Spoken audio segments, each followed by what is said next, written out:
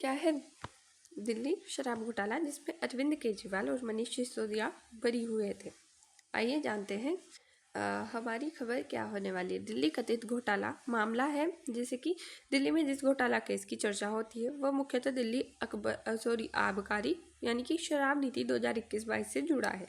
इस मामले में अरविंद केजरीवाल और मनीष सिसोदिया सहित कई लोगों के नाम सामने आए। जांच एजेंसियां सेंट्रल ब्यूरो ऑफ इन्वेस्टिगेशन यानी कि सीबीआई और इन्फोर्समेंट डायरेक्टरेट यानी कि ईडी ने कार्यवाही इसमें की थी। मामला था, दिल्ली सरकार ने 2021 में नई आबकारी नीति लागू की, जिसका उद्देश्य शराब बिक्री में पारदर्शिता और सरकारी राजस्व बढ़ाना था। निजी दुकानों को लाइसेंस देकर प्रतिस्पर्धा बढ़ाना था। लेकिन आरोप लगा कि कुछ निजी कंपनियां लाइसेंस अधिकारियों को अनुचित लाभ दिया गया। लाइसेंस फीस में छूट और शर्तों में बदलाव से सरकार को नुकसान हुआ। कथित रूप से कमीशन रिश्वत का लेन देन हुआ। यानी कि जो सीबीआई है और ईडी है, इनके ऊपर सुप्रीम कोर्ट की सुनवाई हुई है, तो उन्होंने कहा है कि ये इतनी बड़ी लापरवाही क्यों है, और बहुत चर्चा का विषय ये बना हुआ है। क्योंकि एक पर्टिकुलर पर्सन थे, उनका एक मकसद था कि अरविंद केजरीवाल को और मनीष सिसोदिया को जो है जेल में डाला जाए।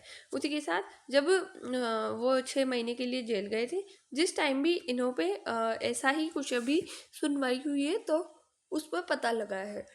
यानी कि जैसे कि इन्होंने घोटाला किया, तो उसका इनको पूरा प्रोपेगेंडा ये फैलाया जा रहा है कि जो ये घोटाला किया है, इसको इन्होंने, जो आप पार्टी है, उसने गोवा में चुनाव लड़ने के लिए ऐसा घोटाला किया है।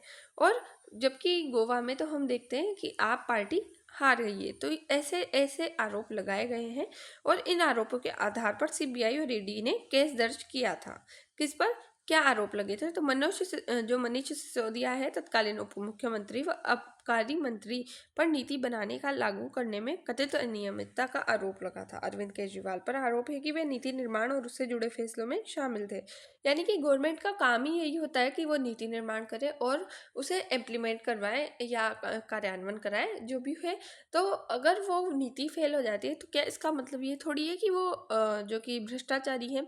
अभी मोदी जी भी करते हैं, कोई नीति लेके आते हैं, तो अगर वो नहीं चली तो नहीं चली, उसमें कोई बड़ी बात थोड़ी है। क्योंकि गवर्नमेंट की हर नीति चल जाए ये जरूरी थोड़ी है, वो भगवान थोड़ी है या फिर कुछ एक चमत्कारी शक्ति थोड़ी है।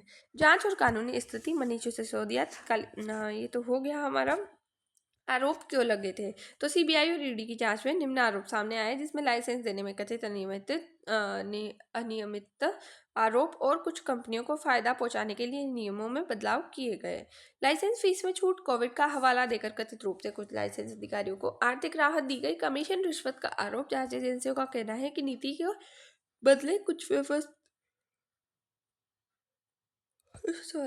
व्यवसायियों से कथित कमीशन लिया गया, जिसे चुनावी फंडिंग में इस्तेमाल किया गया। यानी कि कुछ ऐसा है इनका कहना कि जो केजरीवाल ने किया है वो सब कुछ अपने लिए किया है, सरकारी खजाने को नुकसान। यानी कि एलजी की रिपोर्ट में दावा किया गया कि इससे सरकार को हजारों करोड़ का नुकसान हुआ है।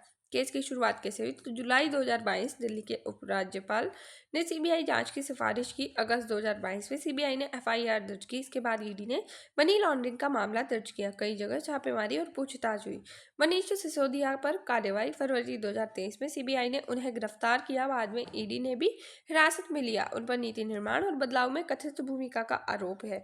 उन्होंने सभी आरोपों को राजनीतिक साजिश बताया है। अरविंद केजरीवाल का आरोप है कि ईडी ने उन्हें कई बार पूछताछ के लिए बुलाया। आरोप है कि वे नीति संबंधी फैसलों में शामिल थे। यानी कि जो अरविंद केजरीवाल है, उनका कहना भी है कि अगर आप मुझ पे मनी लॉन्ड्रिंग का आरोप लगा रहे हैं, तो एक ट्रांजैक्शन भी देखना चाहिए कि कौन सा ट्रांजैक्शन कब हुआ है। जबकि उन पे ऐसे कुछ सबूत नहीं मिले हैं। सुप्रीम कोर्ट ने बताया है ये बाइज्जत बरी किया गया है उन्हें, क्योंकि कोई सबूत ही नहीं मिले कि ट्रांजैक्शन हुआ कैसे। उन्होंने कहा कि कोई भ्रष्टाचार नहीं हुआ और यह विपक्षी राजनीति है।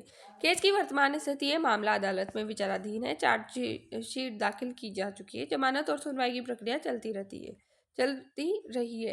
अंतिम फैसला न्यायालय करेगा। राजनीतिक प्रभाव, केंद्र बनाम दिल्ली सरकार टकराव बढ़ा है, राष्ट्रीय राजनीति में बड़ा मुद्दा बना है। विपक्ष ने इसे भ्रष्टाचार बताया, समर्थकों ने इसे राजनीतिक बदले में की कार्रवाई कहा है। लाभ हानि के विश्लेषण, संभावित लाभ है शराब बिक्री में सुधार होगा, सरकारी राजस्व बढ़ाने का प्रयास होगा, निजी प्रतिस्पर्धा देखने को मिलेगी। कथित हानियां, राजस्व नुकसान होगा, प्रशासनिक अस्थिरता आएगी, राजनीतिक अस्थिरता भी देखने को मिलेगी। क्या शराब घोटाला हुआ है? केजरीवाल सभी आरोपों से बरी। कोर्ट ने सीबीआई पर क्यों सवाल उठाए? अब आगे क्या? 6 सवालों में सब कुछ।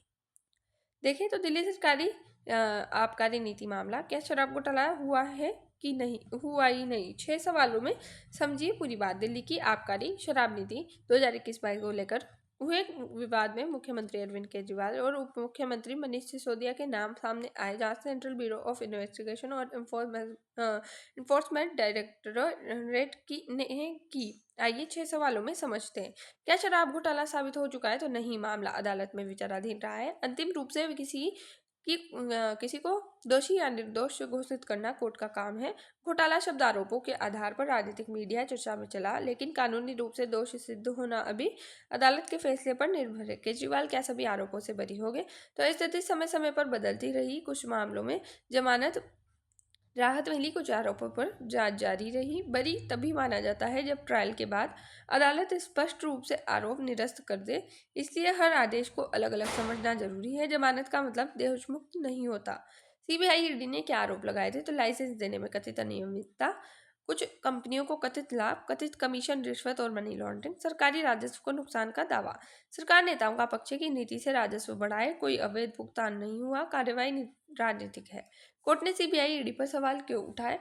तो कई सुनवाइयों में अदालतों ने जांच की प्रक्रिया, समय सीमा, सबूतों की पर्याप्तता और गिरफ्तारी के औचित्य पर सवाल पूछे। अदालतें यह देखती है कि गिरफ्तारी जरूरी थी या नहीं, सबूत प्रथम दृश्यता पर्याप्त है या नहीं, जांच निष्पक्ष और कानून सम्मत है या नहीं।